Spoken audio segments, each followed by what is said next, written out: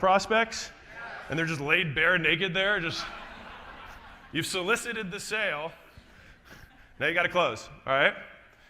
Avoidance. So now they're like, wait, I need to think about it. So now that we've exhausted, I'm putting this as emphasis, we've exhausted all outside reasons. Now we're finally talking to someone in power. And that is what a good coach does. We don't make decisions for people. We help them make decisions. So here's I have to think about it. Not sure. Give me a hand. Who's dealt with somebody who thinks that way? All right. At least one person here. No, I'm kidding. All you guys did. You guys are great. So this is how I divide this up. Past, present, future. And so hopefully this should already, before I dive into these, give you simple frameworks to work through. Time, you've got macro, micro, when, then.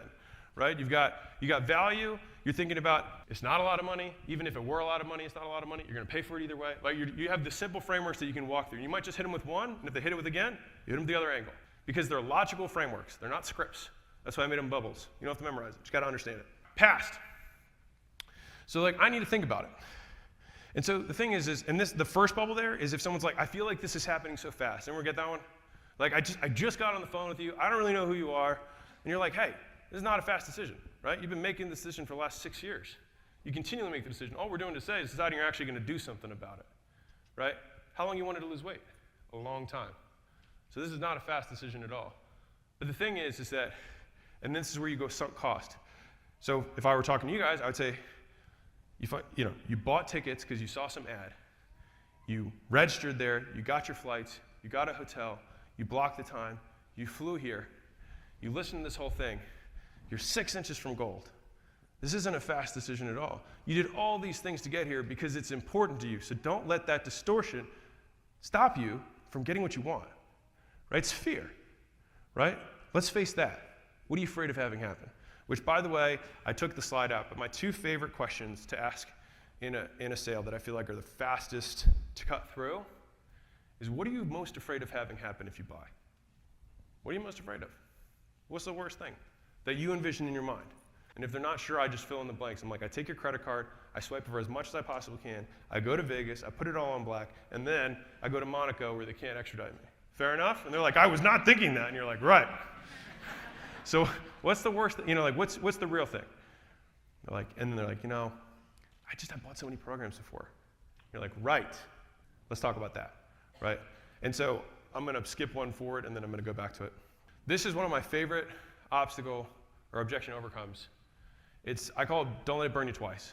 And this literally, you can see the date. It happened yesterday. This girl texted me April 6th. She said, it's crazy to think that I had a sales call with you 6 years ago, and I'm kicking myself in the butt for not jumping on. This is yesterday, right? Like, I don't even own the company anymore.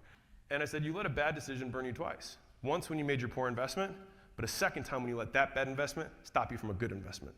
It would be like, anybody ever have a boyfriend or girlfriend in middle school or high school that they're not currently married to? Anyone? Just come on. Help me out here. Okay.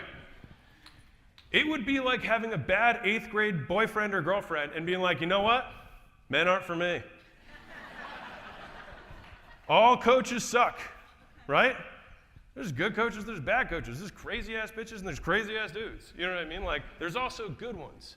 And so things, if you let the bad one prevent you from the good one, you get burned by being with the bad one and because you let the bad one control your next decision, right?